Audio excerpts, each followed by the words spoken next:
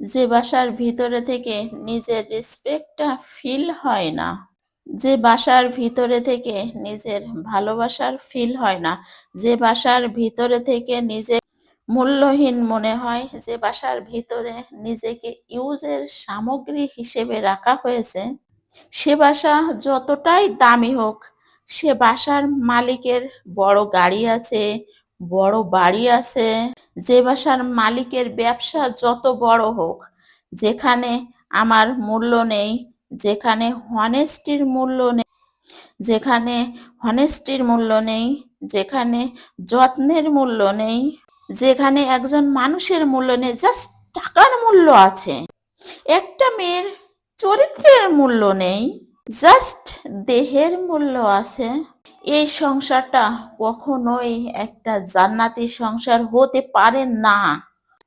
টাকাটা থাকা দোষের না, একটা মানুষের ব্যবসা প্রতিষ্ঠান বড় হওয়াটাও কোনো দোষের না, একটা মানুষ থাকার জন্য বড় একটা বাড়ি আছে এটাও দোষের না, বড় একটা দামি গাড়ি আছে এটাও দোষের না। Is not a fault. ফলটা হচ্ছে যে বাসাটার ভিতরে টাকাই সবকিছু, টাকার মূল্য আছে, মানুষ ব্যক্তি হিসেবে সে বাসায় কোনো দাম নাই, সেই বাসাটার ভিতরে স্বাদের একটা সুন্দর টুকটুকে সংসারী একটা বউ হয়ে আপনি কি বা করবেন? ওই বাসার ভিতরে যখন বৃদ্ধ হয়ে যায় স্বামীটা, তখন বৃদ্ধ বয়সে স্ত্রী থাকা আর কেউ কিন্তু পাশে থাকে না।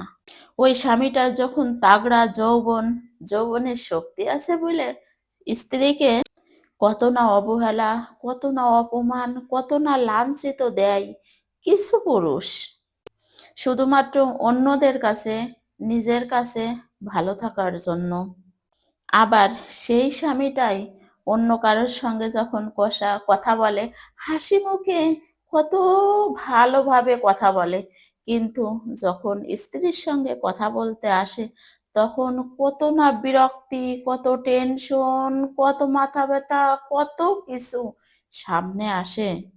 আর এইসব পুরুষই শেষ বয়সে এসে কত না কষ্টে থাকে, কারণ একটা মেয়ে কতটা সহ্য করবে, কতটা ধৈর্য রাখবে। যখন সে বউ হয়ে আসে, বউ হয়ে আসার পর থেকে এই সংসারে সে কি পায়? না স্বামীর ভালোবাসা পায়, না সম্মান পায়, সে কি পায়?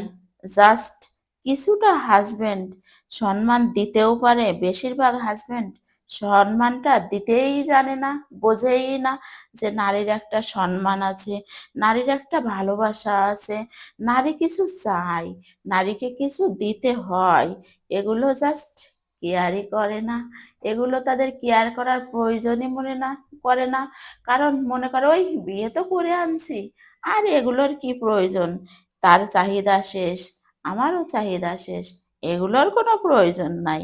আসলে একটা মেয়ে স্বামীর ঘর থেকে যখন বেরিয়ে আসে, চলে আসে স্বামীর হাত ধরে বাবার বাড়ি থেকে, তখন সেই মেয়েটার কি যে হয়, সেই মেয়েটাই বোঝে, পৃথিবীর অন্য কেউ বুঝতে পারে না।